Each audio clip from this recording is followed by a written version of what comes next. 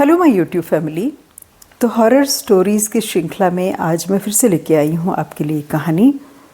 और ये कहानी है पड़ोसी देश चाइना की, और ये एकदम सच्ची कहानी है। ये कहानी बहुत रहस्यमयी है और इस घटना के काफ़ी साल बाद तक भी चाइना में इतनी दहशत रही कि लोगों ने रात में बस में सफ़र करना बंद कर दिया था। चाइना के हर अखबार ने इस घटना को छापा तो एक दहशत का सा माहौल बन गया था। कहानी है 14 नवंबर 1995 की सर्द रात की कहानी। इस अंधेरी रात में एक स्टेशन है चाइना का जिसका नाम है समर पैलेस। ये चाइना के बीजिंग का एक बस स्टॉप है, जो चाइना की राजधानी बीजिंग है उसका एक बस स्टॉप है। वहाँ 14 नवंबर 1995 की एक रात में एक यंग जोड़ा, एक ओल्ड लेडी और एक यंग मैन काफ़ी टाइम से बस का इंतज़ार कर रहे थे। बहुत सर्दी की रात थी और वो काफ़ी इंतज़ार करते करते बस का बहुत थक चुके थे। चाइना में जबकि बसों का हमेशा एक निश्चित समय रहता है, कभी बसेस लेट नहीं होती हैं, लेकिन उस दिन पता नहीं उन सबको बहुत ज़्यादा ऐसा लग रहा था कि बस आ ही नहीं रही है, बहुत रात हो गई है। क्योंकि वो लोग अजनबियों से ज़्यादा बात भी नहीं करते हैं, तो बस यंग कपल आपस में बात कर रहे थे और बाकी बूढ़ी औरत और वो यंग मैन वो ऐसे ही टहल रहे थे। बूढ़ी औरत बैठी थी, यंग मैन टहल रहा था। बहुत इंतज़ार करते रहे बस का, बस नहीं आ रही थी। समय था तो कट ही नहीं रहा था, सर्द हवाएं चल रही थी और वो सब लोग ये सोच रहे थे मन ही मन कि अगर बस नहीं आई तो इस सर्दी की रात में हम कहाँ जाएंगे। बहुत इंतज़ार करने के बाद आखिर उन्हें एक दूर से बस आती दिखाई दी। ये बस रात को निकलती थी और इस बस का जो टर्मिनल था जहाँ से बस स्टार्ट होती थी उसका टर्मिनल का नाम था युआन मिंग युआन। उस बस टर्मिनल से ये बस रात को देर से निकलती है और ये आखिरी बस होती है उस टर्मिनल से निकलने वाली उस रूट पर। और इस बस का आखिरी स्टॉपेज था शियान शॉन, जिसे कि फ्रेग्रेंट हिल के नाम से भी जाना जाता है, और ये जगह हाइडियन डिस्ट्रिक्ट में पड़ती है। इस बस का सफ़र था 16 किलोमीटर का और इस बस का रूट नंबर था 375।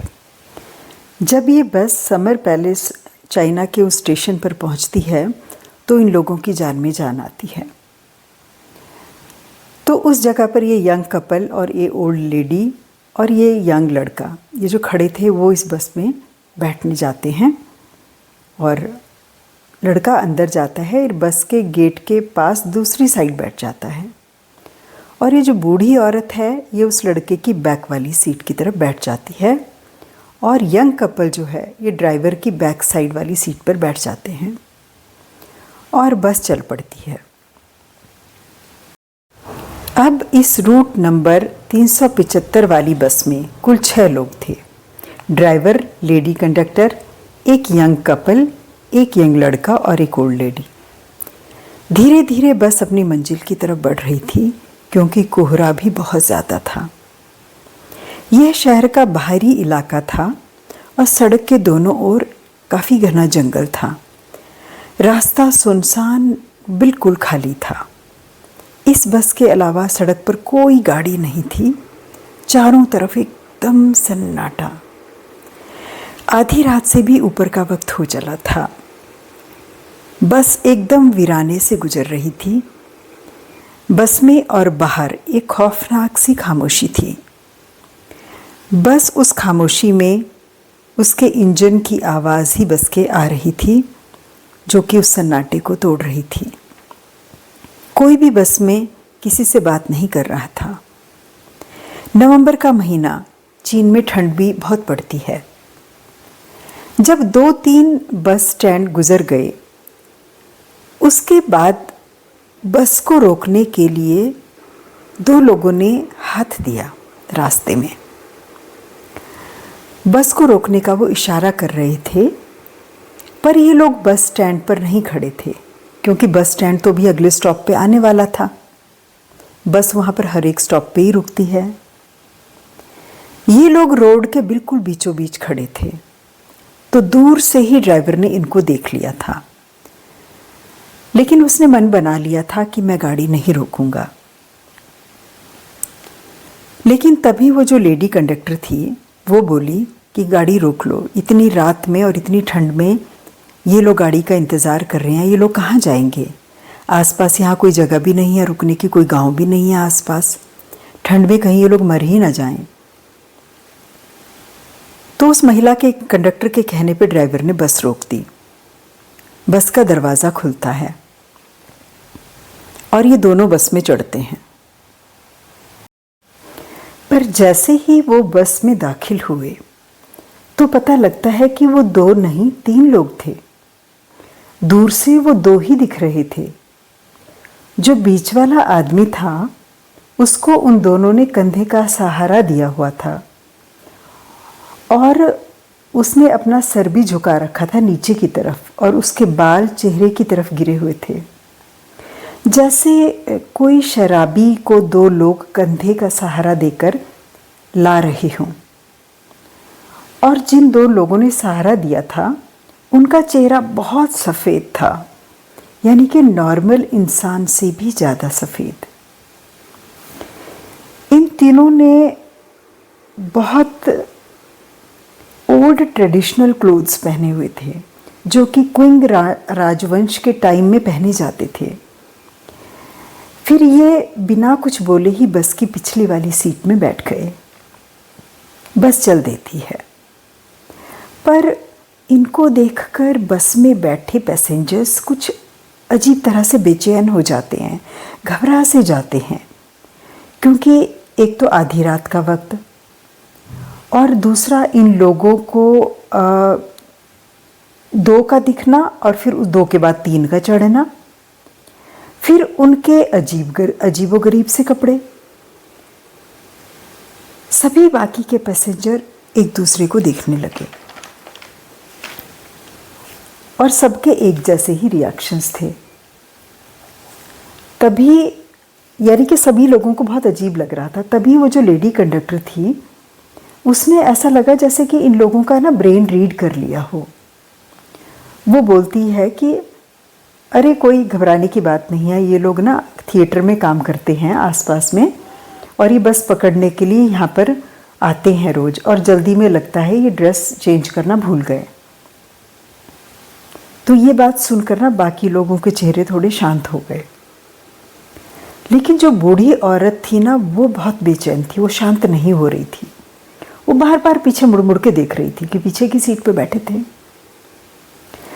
2-3 स्टॉप के बाद जो यंग कपल था वो उतर जाता है और बस फिर चल देती है। अब उस बस की रूट नंबर 375 में कुल 7 लोग सवार थे। Driver, lady conductor, young man और ओल्ड लेडी। और जो 3 लोग जो वापस बस में चढ़े थे वो 3 लोग। बाहर वही सर्द हवाएं चल रही थी, बस चलती जा रही थी और वो ड्राइवर, वो लेडी कंडक्टर वो काफ़ी खुश नज़र आ रहे थे और आपस में ना कुछ हंसी मजाक कर रहे थे। तभी अचानक वो बूढ़ी औरत जो है उठ खड़ी होती है और सामने वाले लड़के पर चिल्लाने लगती है, बोलती है इसने मेरा पर्स चुराया है, इसने मेरा पर्स चुराया है, हल्ला मचाने लगती है। वो लड़का बड़ी हैरानी से उस औरत को देखने लगता है और वो भी जवाब देने लगता है।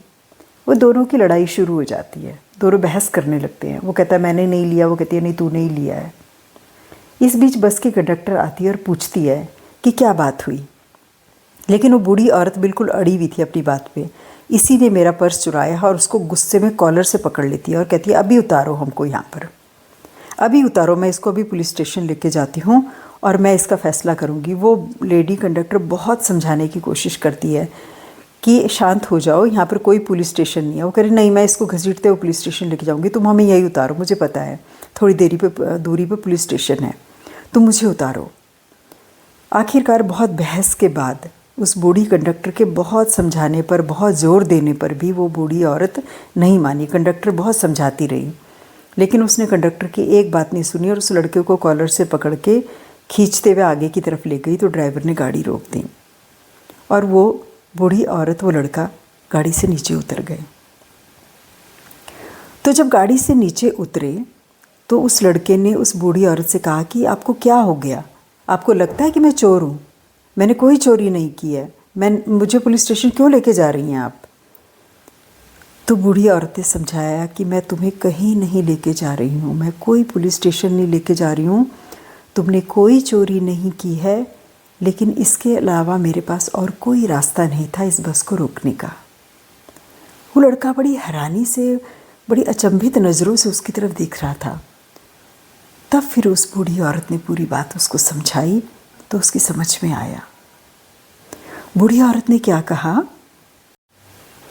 उस बूढ़ी औरत ने कहा कि तुम्हें याद है जो 2 आदमी बस में चढ़े थे और उनके साथ वो एक तीसरा आदमी अचानक ही प्रकट हो गया था जिसके बाल आगे की तरफ थे? तो उस युवक ने कहा हाँ मुझे याद है। तो बूढ़ी औरत ने कहा मैंने तुम्हें जानबूझकर नीचे उतारा है क्योंकि तुम्हारी ज़िंदगी और मेरी ज़िंदगी बचाने के लिए ये ज़रूरी था। तो पूछता आखिर बताओ भी तो बात क्या हुई? उसने कहा कि जब वो कपल नीचे उतरा था तब एक तेज़ हवा का झोंका दरवाजे से भीतर की तरफ आया। तो मैंने जब पीछे मुड़ के देखा तो मैंने देखा कि उन तीनों के पाँव नहीं थे, वो मुझे हवा में ही नज़र आ रहे थे। और वो जब से बस में चढ़े हैं तब से ही मुझे बहुत अजीब सा फील हो रहा था और मैं बिल्कुल यकीन नहीं मान रही थी कि ये कोई नॉर्मल इंसान है। मुझे बहुत एंग्जाइटी और अजीब तरह से फील हो रहा था और मैं 24 घंटे इसीलिए लगातार बार बार पीछे मुड़ मुड़ के उनको देखे जा रही थी। और वो लेडी कंडक्टर जो थी वो बार बार हमें कह रही थी कुछ नहीं है, कुछ नहीं है। मतलब वो हमें उतारने के फेवर में नहीं थी, वो उतारने ही नहीं देना चाह रही थी हमको। तो मुझे उस पर भी शक हो रहा था कुछ, और सबका बिहेवियर मुझे अजीब सा लग रहा था। तो मैंने ये बहाना बनाया चोरी का और बस को रुकवाने का। इसके अलावा कोई तरीका नहीं था क्योंकि वो नॉर्मल इंसान नहीं थे वो, और मुझे पूरा विश्वास है। ये कहते हुए वो सामने पैदल काफ़ी दूर निकले और आगे एक पुलिस स्टेशन था। उन्होंने सारी घटना वहाँ पुलिस स्टेशन में बताई। पुलिस स्टेशन पहुँचने पर उन्होंने जब पुलिस को सारी घटना बताई कि इस तरह से 3 लोग बस में चढ़े थे और उनमें से उन तीनों के पाँव नहीं थे, तो पुलिस ने उनकी बातों पे यकीन नहीं किया और पुलिस ने सोचा इन्होंने कुछ पी रखी है या क्या है। पुलिस ने उनको समझा बुझाकर घर भेज दिया। लेकिन अगली सुबह यानी कि 15 नवंबर को एक बहुत अजीब सी घटना हुई। Yuan Ming yuan bus terminal से जो बस निकलती थी रूट नंबर 375 के लिए, वो उसको जाना था शियांगशॉन, उसका आखिरी बस स्टॉप था। तो वो बस शियांगशॉन बस स्टॉप पे पहुंची ही नहीं। तो पुलिस को बड़ी हैरानी हुई क्योंकि जो सीसीटीवी फुटेज था जहाँ पर वो बूढ़ी औरत वो लड़का उतरे थे वहाँ पर वो बस नज़र आ रही थी। सारी सीसीटीवी फुटेज उन्होंने खंगाले, लेकिन उस स्टॉप के बाद कहीं पर भी वो बस नज़र नहीं आ रही थी। तो वापस उस बूढ़ी लेडी और उस जवान लड़के का, क्योंकि उन्होंने पुलिस ने उनका एड्रेस भी ले लिया होगा, तो उनको कॉल किया, पुलिस ने उनको बुलाया स्टेशन पर और उनसे पूरी बात को बहुत ध्यान से और अच्छी तरह से समझा। यानी उस बस को उसी रात फ्रेग्रेंट हिल स्टेशन पे पहुंचना था, शियांगशॉन भी जिसका नाम है, लेकिन वो बस वहाँ पहुँची ही नहीं। तो पुलिस को एक एफआईआर लॉन्च करनी पड़ी, एक कंप्लेंट करनी पड़ी और उस बस को मिसिंग घोषित करना पड़ा और आगे की कार्रवाई करने के लिए प्रशासन की मदद लेनी थी, क्योंकि उस बस को ढूंढना था आखिर वो बस गई तो गई कहाँ। उस बस के साथ उस बस का ड्राइवर, वो लेडी कंडक्टर, वो भी गायब थे। यानी कि उनकी भी कहीं पर खोजबीन करने पर पता नहीं चल पा रहा था कि वो भी कहाँ गए। यानी कि बस के साथ वो दोनों भी गायब थे। तो पुलिस ने कई बार उस बूढ़ी औरत और उस नौजवान लड़के को पुलिस स्टेशन में बुलाया, बार बार उनकी ज़रूरत पड़ती थी। हर रूट की वो उनसे पूरी डिटेल्स लेते थे, कहाँ पर क्या हुआ। और धीरे धीरे ये बात मीडिया तक आ गई और आग की तरफ फैल गई। कई अखबारों ने चाइना की इसको छापना शुरू कर दिया। इसी खोजबीन में 2 दिन निकल गए और 17 नवंबर आ गया। 17 नवंबर 1995 को पुलिस को सूचना मिलती है कि म्यू रिजर्वायर झील में एक बस डूबी हुई पड़ी हुई है। पुलिस वहाँ मौके पर पहुँचती है, क्रेन से बस को बाहर निकाला जाता है तो पता चलता है ये वही बस है जो रूट नंबर 375 की आखिरी बस थी, जो 2 दिन तक गायब थी। जब बस को खंगाला गया तो उसमें से 3 लाशें मिली, एक बस ड्राइवर की, एक लेडी कंडक्टर की और एक लंबे बालों वाला व्यक्ति। सिर्फ 3 ही लाशें उस बस में मिली, जबकि वो बूढ़ी औरत और उस लड़के के हिसाब से बस में आखिरी बार 3 लोग चढ़े थे। लेकिन उन 2 लोगों की लाशें नहीं थी उसमें, सिर्फ ड्राइवर, कंडक्टर और एक लंबे बालों वाला आदमी। यानी कि वो वही आदमी था जिसको वो 2 व्यक्ति सहारा देके बस में चढ़ा रहे थे। अब पुलिस को बस तो मिल गई थी, लेकिन ये गुत्थी सुलझने की बजाय और उलझती चली जा रही थी, क्योंकि जो लाशें बस से निकाली गई वो इतनी ज़्यादा सड़ चुकी थीं कि ऐसा लगता था बहुत महीनों पहले इनकी मौत हो गई हो। 2 दिन में लाशें इतनी डिकम्पोज कैसे हो सकती हैं, इसका जवाब पुलिस को नहीं मिल रहा था, क्योंकि गर्मी में भी 2 दिन में लाशें नहीं सड़ती हैं और ये तो सर्दियों की रात थी और 2 दिन में इतना ज़्यादा कैसे सड़ गई लाशें, जबकि उस समय टेम्परेचर भी माइनस में था। हैरानी करने वाली बात एक और भी थी कि बस फ्रेग्रेंट हिल स्टेशन, जो उसका लास्ट स्टॉप था, उससे तकरीबन 100 किलोमीटर दूर झील में मिली। ये बात जब बस डिपो वालों को बताई गई तो उन्होंने कहा पॉसिबल ही नहीं है, क्योंकि बस में तो इतना फ्यूल ही नहीं होता। हम 16 किलोमीटर के हिसाब से फ्यूल डालते हैं, थोड़ा ज़्यादा भी अगर मान लो हो गया होगा तो भी बस 100 किलोमीटर तो बिल्कुल नहीं जा सकती है, तो पॉसिबल ही नहीं है। अब बस कैसे चली, ये पुलिस के लिए इतनी हैरानी की बात थी। तो उन्होंने सोचा चलो इसका फ्यूल टैंक चेक करते हैं कि इसमें फ्यूल बचा है या नहीं है, क्या सीन है। तो जब फ्यूल टैंक को खोला गया तो एक और आश्चर्यजनक बात पुलिस के लिए सामने खड़ी थी कि पूरा टैंक फ्रेश ब्लड से भरा हुआ था। ये तो उनके जीवन की या किसी के भी जीवन की सबसे अनहोनी घटना थी, क्योंकि फ्यूल टैंक में ब्लड क्या कर रहा है और ब्लड आया कहाँ से। अब ये बहुत ही चौंकाने वाली बात थी। तो पहचान के लिए उस बूढ़ी औरत, उस यंग मैन को भी बुलाया गया। तो सब अखबारों में ये खबर छप गई थी और कुछ लोग तो इस घटना को आज भी झूठा बताते हैं, लेकिन ये घटना वहाँ के अखबारों में छपी हुई है और गूगल पे भी मिलेगी है। पुलिस इस अचंभे में थी ब्लड इसमें आया कैसे। फिर उन्होंने सीसीटीवी फुटेज खंगाले। उस समय वहाँ के कुछ स्टेशनों पे सीसीटीवी लगे हुए थे, क्योंकि चाइना काफ़ी एडवांस कंट्री है।